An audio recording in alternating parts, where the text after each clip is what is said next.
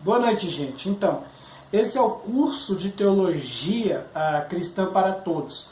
É o curso básico elementar. Iremos falar, dar uma pincelada no que foi a primeira aula. Essa vai ser praticamente a segunda aula, mas vamos dar uma pincelada. Nós estamos estudando no livro através da Bíblia, que vai falar sobre o início de todas as coisas. O livro de Gênesis é o primeiro capítulo que nós iremos estudar. Na primeira aula nós vemos sobre a introdução do livro de Gênesis, que temos o tema. Este livro, né, ele é bem definido por esse livro, por esse nome dito Gênesis, que significa princípio, porque é a história do princípio, porque é a história do princípio e de todas as coisas.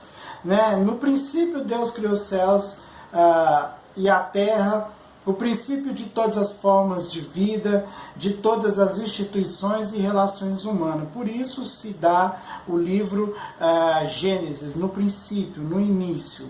Né? Pode ser chamado também de viveiro. Por que viveiro? Porque é o viveiro das gerações bíblicas, né? Ou seja, das gerações da Bíblia, pelo fato de nele encontrarem todas os começos de todas as grandes doutrinas referentes ao Deus, ao homem, ao pecado e à salvação. Por isso ele é considerado viver. E além de tudo, o livro de Gênesis não veio para mostrar diretamente como foi a criação, mas a apêndice de todo o contexto de Gênesis é mostrar que existe um Deus criador de todas as coisas. Já o primeiro versículo, quando nós estudamos, anuncia o propósito do livro. Qual que é? No princípio, Deus criou os céus e a terra. Ou seja, existe um ser que criou todas as coisas. Existe um ser que criou tudo. Então diz, no princípio criou Deus os céus e a terra. Os israelitas, ao qual foram os primeiros, primeiramente dirigida essa mensagem do livro, aprenderam que o Deus da Palestina também era o Deus de todos os outros países, e que o Deus da nação de Israel era o Deus de todas as outras nações. Então isso só confirma aquilo que eu disse. O livro de Gênesis veio apresentar o Deus criador de todas as coisas. E dentro disso ele mostra como foi criar todas as coisas, obras de suas mãos. Ora, sendo ele o Deus criador de todas as coisas e também do céu e da terra. Esse é o enfático do livro de Gênesis. Perguntar sobre o livro de Gênesis vai falar, não. O livro de Gênesis veio para relatar que Deus criou todas as coisas. Deus criou os céus e a terra. Existe um grande criador, um grande arquiteto. O livro de Gênesis também relata como se tornou necessária a redenção devido ter o homem pecado e caído das trevas, ou seja, o primeiro pecado. E como Deus agiu para escolher uma nação a fim de que realizasse e fizesse chegar à luz dessa verdade divina, da redenção de todo o pecado às demais nações, que Deus ele provia essa redenção. O autor é Moisés, né? Nós temos o autor Moisés, apesar que no final ali Josué escreve pelo fato de Moisés já ter morrido nos últimos capítulos. Da criação até a morte de José, nós vemos isso, abrangendo um período de 2.315 anos, ou seja, isto é, 4.004 a.C. e a 1.689 a.C. É uma data aproximada, nós não temos com certeza essa data. O conteúdo de Gênesis gira em torno dos fatos preeminentes. A criação, que vai do capítulo 1 ao capítulo 2, nós temos a queda no capítulo 3 e a primeira civilização como foi feita, como foi falada no capítulo 4. A criação no capítulo 1 e capítulo 2, nós vemos o grande arquiteto do universo que completou tudo em 6 dias, né, a obra da sua criação, e descansou no 7º. A preparação e a separação. No primeiro dia ele cria a luz, no segundo dia ele cria o ar e a água, no terceiro dia ele criou a terra e as plantas. No 4º dia é o complemento e término, que ele cria os luzeiros, ou seja, os corpos celestes. No 5º dia ele cria as aves e os peixes. E no 6º dia os animais e o homem, ou seja, do 1º ao 3º dia ele dá um básico. Desculpa. Do 4º ao 6º dia ele finaliza, ele completa o término da sua obra. No sétimo dia ele descansou. Nós vemos isso e tem isso na matéria, vocês vão pegar e ler. E é interessante que Deus declara que viu que tudo era bom. E no capítulo 2 encontramos a repetição desse relato. Comparando, porém, os dois, veremos que no primeiro nos dá um relato geral dos acontecimentos. Ao passo que no segundo, o mesmo relato ele é acrescido de detalhes bem suplementares, salientando a parte dessa história. Nós vemos isso, né? Ou seja, é interessante que essa peculiaridade, nós vemos o Espírito Santo ao dar-nos os relatos dos mesmos acontecimentos, ou seja, a lei da dupla referência. E acha, através de toda a Bíblia, essa lei da dupla referência, que nos mostra acerca de como a criação começou e se findou. No capítulo 3 nós vemos a queda, né? A possibilidade da tentação, ou seja, a árvore da ciência do bem e do mal, que ela foi posta no jardim a fim de que o homem fosse experimentado, a que aprendesse a servir Deus de forma espontânea e livre, mas nós vemos que não foi isso que aconteceu. Um segundo ponto é o autor da tentação, que foi a serpente, ou seja, a serpente representa, né, a grande serpente ou o diabo, que sugeriu essa tentação a Adão e Eva. E também o seu agente, né, da tentação, que foi a grande serpente. 1.4 é o êxito da tentação. Adão e Eva, eles desobedecem a Deus e consciente da culpa. E eles, a partir do momento que eles desobedecem a Deus, eles ficam conscientes dessa culpa. O quinto, o prejuízo. Qual foi o prejuízo?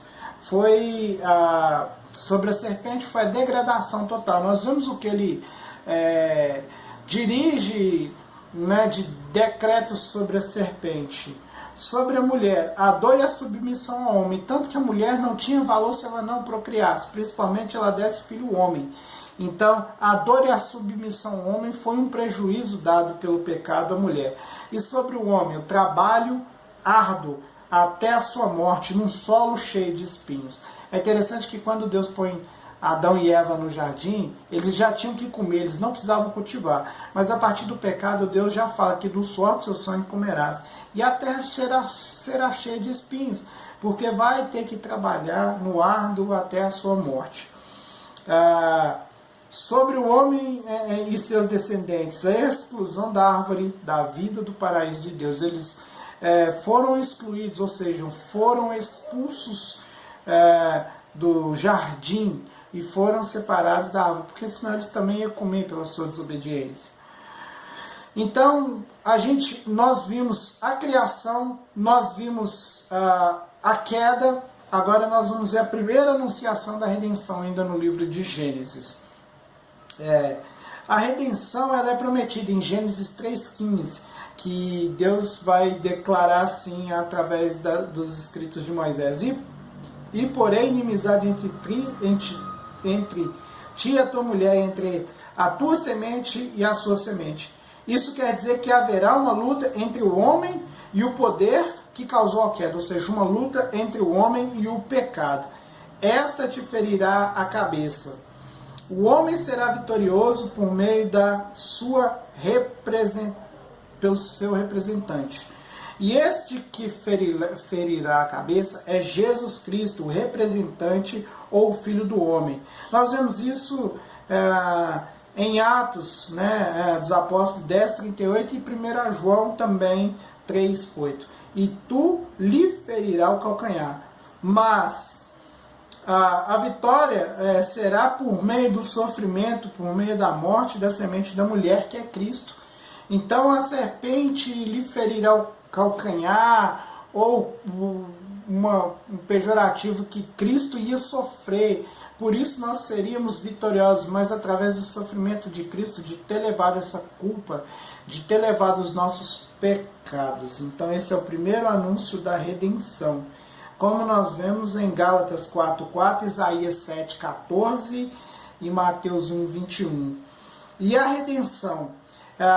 Nós vemos também a primeira anunciação dessa redenção a partir que o Senhor imolou uma vítima para sacrifício, ou seja, para cobrir, vestir o primeiro par de culpado que foi Adão e Eva. Então essa é a redenção figurada. Nós temos em Gênesis 3,15 a redenção prometida.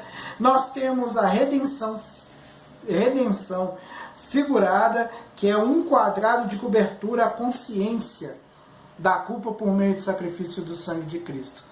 O livro de Gênesis é um relato do desenvolvimento dessa promessa, da redenção demonstrada ao seu curso através de vários indivíduos e de famílias. E também depois da primeira civilização, depois da criação, depois da queda e depois da primeira anunciação da redenção, nós temos a primeira civilização, que é o capítulo 4. Então vamos lá, o capítulo 1 e 2 nós vemos a criação. Capítulo 3 nós temos a queda.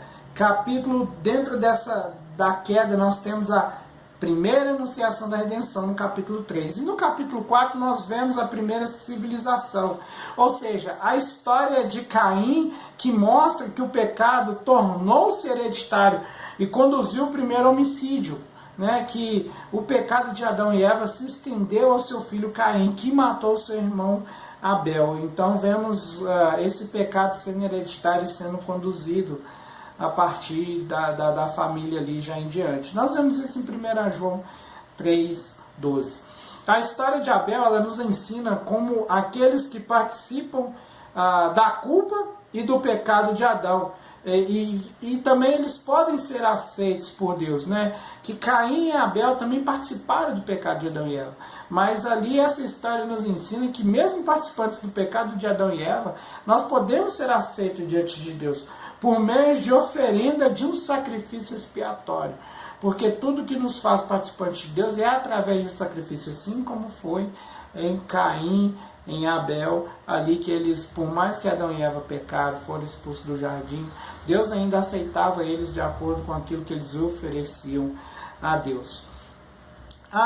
E depois essa primeira civilização. A primeira civilização veio de Caim, porque ele torna-se o fundador de uma civilização que inclui uma cidade agrícola, manufatura e de artes. Então Caim foi o primeiro a criar, a constituir uma grande civilização. E nessa civilização, uma cidade bem agrícola, que se virava com sua agricultura, manufatura e artes. Eram grandes artistas.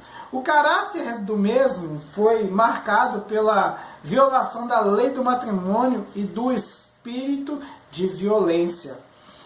O nascimento de Sete, depois que Abel morreu, Caim foi rejeitado.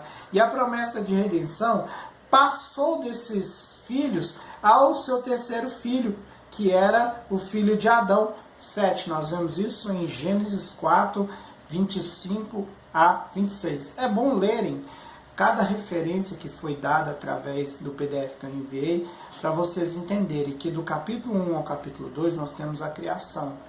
Do capítulo 3 nós temos a queda e a primeira anunciação dessa redenção. E no capítulo 4 nós temos essa civilização, ou seja, a primeira civilização, a partir essa civilização de Caim, que cria-se uma grande civilização, uma cidade agrícola, que tem a sua manufatura e é também produtora de artes. Apesar de que, mesmo participantes do pecado de Adão e Eva, Caim e Abel nos mostra que por meio do sacrifício nós podemos ser participantes da presença de Deus. Amém? Essa foi a primeira aula que eu dei uma pincelada. E aguarde o próximo vídeo, será a segunda aula. A segunda aula nós vamos falar do capítulo 5 ao capítulo 9, que é o dilúvio. Amém? Fiquem com Deus, um abraço, um beijo no coração de todos.